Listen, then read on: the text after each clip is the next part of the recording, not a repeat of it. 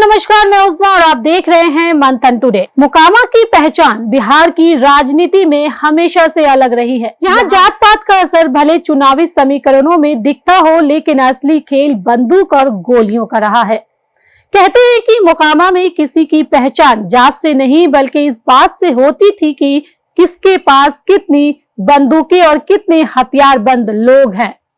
यही वजह है कि इस क्षेत्र में AK-47 और 56 इंच की खड़खड़ाहट जातीय समीकरणों की आवाज दबा देती है। कहानी शुरू होती है अनंत सिंह और सूरजभान सिंह की टक्कर से। दोनों ही अपने अपने तरीके से बाहुबली, दोनों के पीछे भीड़, सत्ता और डर का खेल। अनंत सिंह को लोग छोटे सरकार कहकर बुलाते थे। उनका अंदाज फिल्मों के नायक जैसा, लेकिन हकीकत में वे खौफ का दूसरा नाम थे। गांव-गांव में लोग कहते थे कि अगर अनंत सिंह से पंगा लिया तो अगली सुबह जिंदा रहना मुश्किल है। वहीं दूसरी तरफ सूरजभान सिंह जो राजनीति और अपराध की धारा में उतरते तो उन्होंने भी खून और बारूद के सहारे अपना साम्राज्य खड़ा किया। मोकामा की गलियों में अक्सर किस्से सुनने को मिलते थे कि जब अनंत और सूरजभान आमने सामने आते थे तो हवा तक कांप जाती थी। यह लड़ाई जात पात की नहीं थी, यह लड़ाई ताकत और वर्चस्व की थी। लोग कहते थे कि यहाँ चुनाव में जात देखकर वोट नहीं पड़ता, यहाँ वोटिंग मशीन से पहले बंदूक से बोली लगती थी। गाड़ियों में भर भर कर हथियार आते और खून की नदियां बह जाती। अनंत सिंह का रसूख इतना था कि मुख्यमंत्री तक उनका नाम लेने से डरते। उधर सूरजभान सिंह का प्रभाव ऐसा था कि सत्ता बदल जाए लेकिन उनकी पकड़ ढीली ना हो। अनंत खुलेआम कहते थे कि मोकामा में मेरी मर्जी के बिना पत्ता भी नहीं हिल सकता। वहीं सूरजभान का दावा था कि जहां मैं खड़ा हो जाऊं वहां से विरोधी खुद रास्ता बदल लें।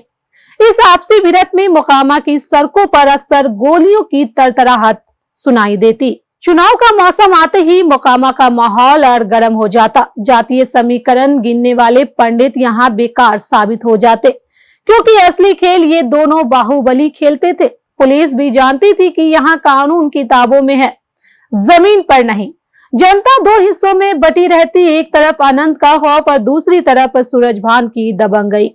लोग कहते हैं कि मोकामा की असल राजनीति वही समझ सकता है जिसने अनंत और सूरजभान के दौर को देखा हो। यहाँ राजनीति ऐसी थी कि जहाँ मंच से भाषण कम और ट्रिगर से संदेश ज्यादा दिया जाता था। गांव के बुजुर्ग आज भी याद करते थे कि कैसे रात के अंधेरे में गोलियों की आवाज आती और सुबह अखबार में सिर्फ दो नाम छपते, अनंत सिंह और सूरजभान सिंह। इस खौफनाक मुकाबले में विकास का नाम कहीं गुम हो गया।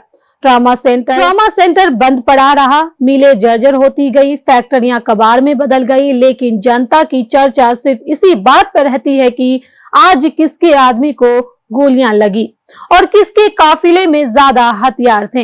यही मोकामा की राजनीति की सच्चाई है, जहां जात पात की किताबें बेकार है और AK-47 और 56 का हिसाब ही सब कुछ तय करता है।